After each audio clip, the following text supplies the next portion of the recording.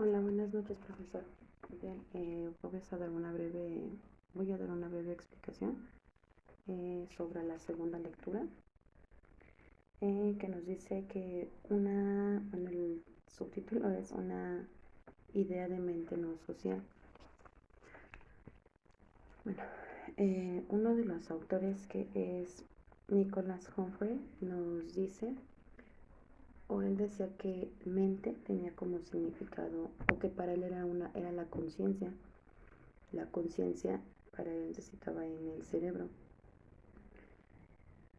Y nosotros podíamos, nuestra mente se conformaba de toda la información que nosotros recibíamos de manera sensorial, vamos, toda la información que recibíamos de nuestro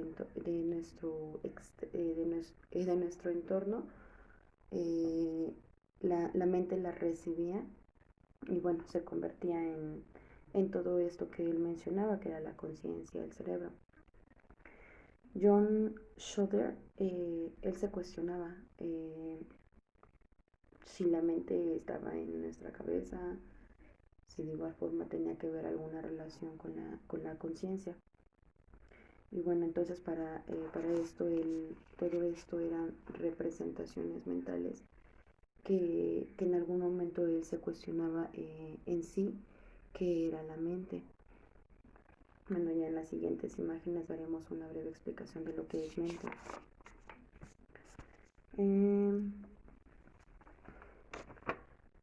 Una idea de memoria social.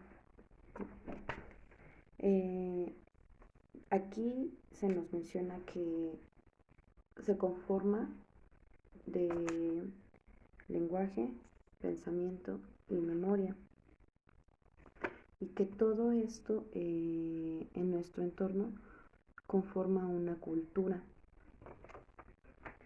la cual de igual forma nos conlleva a procesos psicosociales, y que los procesos psicosociales de igual se forman como círculos viciosos, conforme a lo que leí en la lectura y lo que yo entendí, porque nos dice igual que estos procesos psicosociales son parte de la cultura que nos enseña, o vamos adquiriendo más bien, tanto en el lenguaje, pensamiento y la memoria. Lo que nos dice es que el lenguaje nos provee un diálogo entre otras personas. El pensamiento nos dice que es un lenguaje interiorizado, vamos, que era lo que nos regresamos un poquito al anterior, que son cuestiones solamente internas. Perdón, vamos, que son más bien cuestiones que tenemos en nuestra mente. Y la memoria,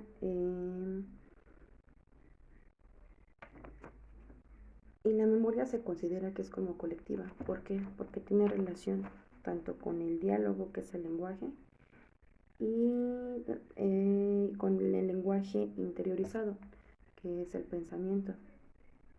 A todo esto se le conoce como entidad mental. También hablamos de la edificación social en el lenguaje. Esta nos habla básicamente de la cultura, de la interacción que hay entre un interlocutor y una persona hablante. Todo esto se conforma por un complejo fónico, y esto tiene mucha relación con la relación que tenemos en la sociedad. ¿Por qué? Porque se basa en la comunicación, y la comunicación, bueno, a su vez con otra persona que te está escuchando, conlleva una comprensión. Tienes que comprender lo que la otra persona te está diciendo. Y bueno, nos menciona también que el lenguaje es una herramienta del habla que nos conlleva a un proceso social. Y bueno, esta es una práctica social que que en todo el mundo se utiliza.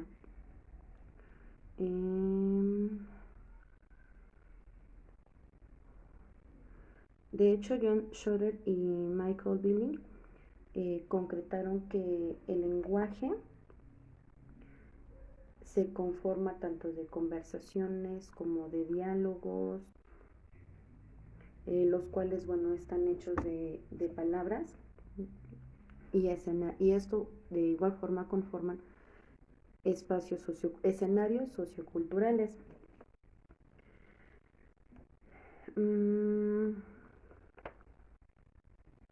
De hecho, otro autor, bueno, también aseguraba que las palabras solamente eran o se consideraban palabras cuando tenías una interacción con otra persona y la otra persona a su vez se comunicaba contigo. Y pues bueno, para esto él era más bien la comunicación, era más la respuesta que había y el entendimiento entre una persona y otra. El pensamiento, ¿qué es el pensamiento? El pensamiento tiene mucha relación con la palabra.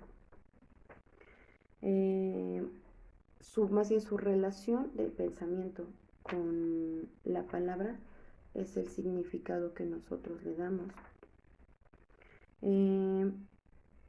Y de hecho los pensamientos que en algún momento tenemos en muchas de las ocasiones suelen ser inexplicables. A través del pensamiento nacen las palabras con las que nos comunicamos.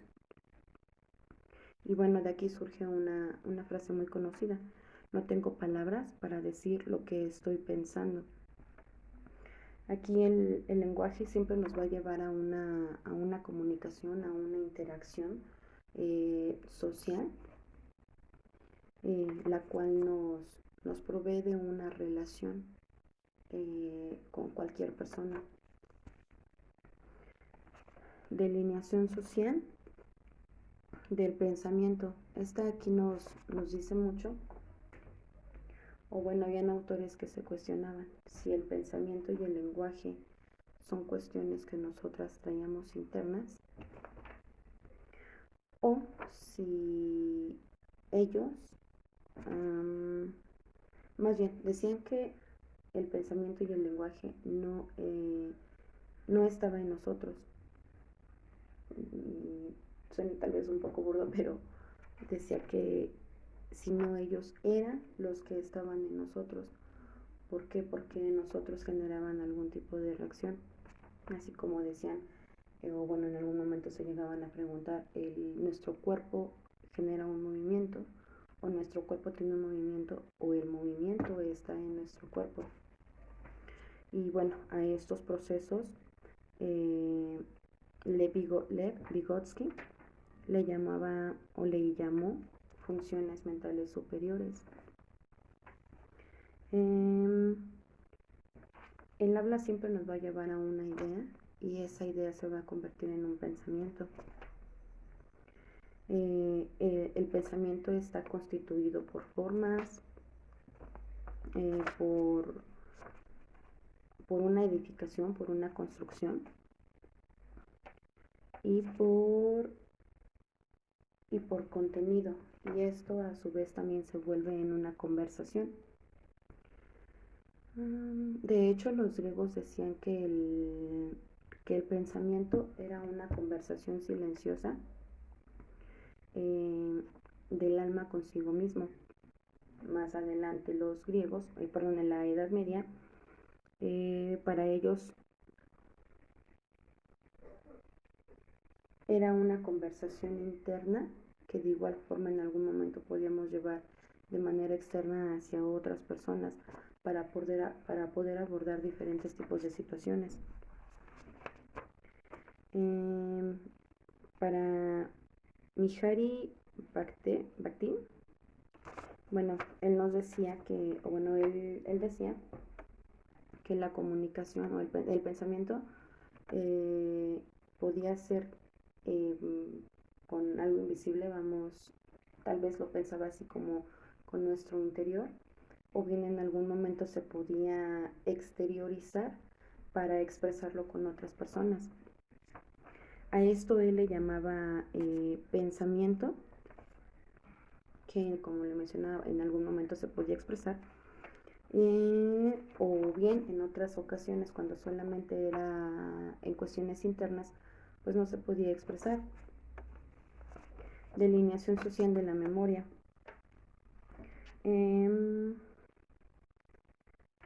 Aquí nos habla o relaciona mucho tanto el lenguaje, la memoria y los recuerdos. ¿Por qué? Porque nos dice que a través del lenguaje o de la verbalización se pueden generar, o se generan acontecimientos que quedan almacenados en nuestra memoria y en algún momento los utilizamos o tienen una función de recuerdos. De hecho, bueno, los recuerdos siempre van a estar almacenados en la memoria. Ya este conjunto de memoria-recuerdo también se le conoce como memoria colectiva o recuerdos en grupo.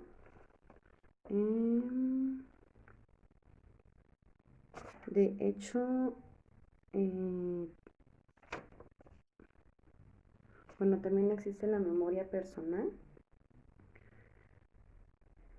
Esto es cuando una persona es capaz de recordar algo y en algún momento lo puede expresar con alguna otra persona.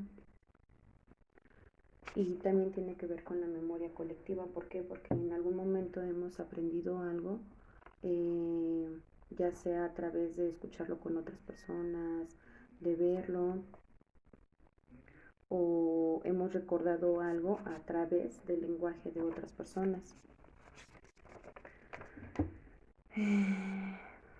El lenguaje y la comunicación, bueno, tienen también, volvemos a lo mismo, mucha relación.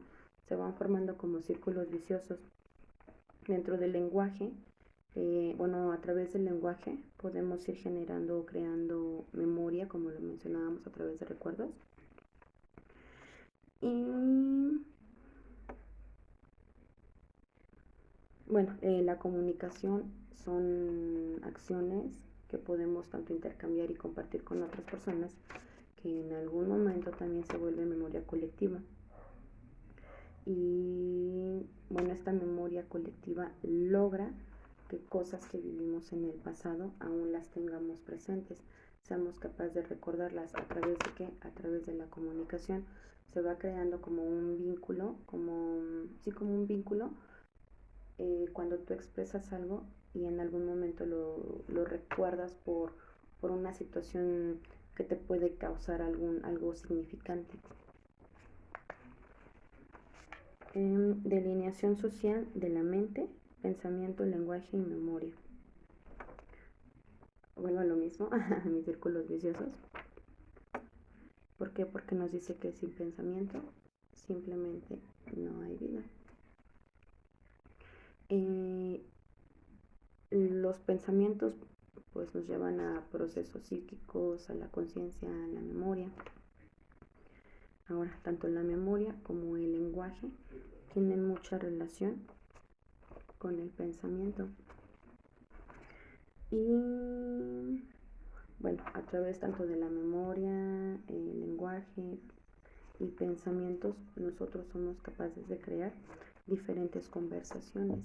Y estas conversaciones, bueno, nos llevan a tener alguna socialización con otras personas. Y por último, cierre social de lo mental.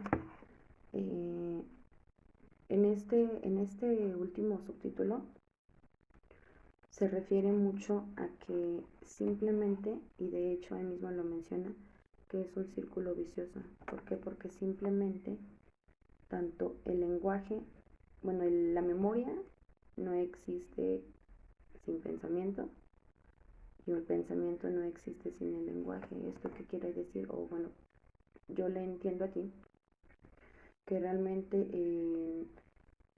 el ser humano siempre va a tener una relación con estos tres rubros, ya que realmente son los que nos conllevan a tener una comunicación en sociedad, vamos, nos ayuda a relacionarnos con otras personas y a través de esto nosotros generamos diferentes tipos de aprendizajes.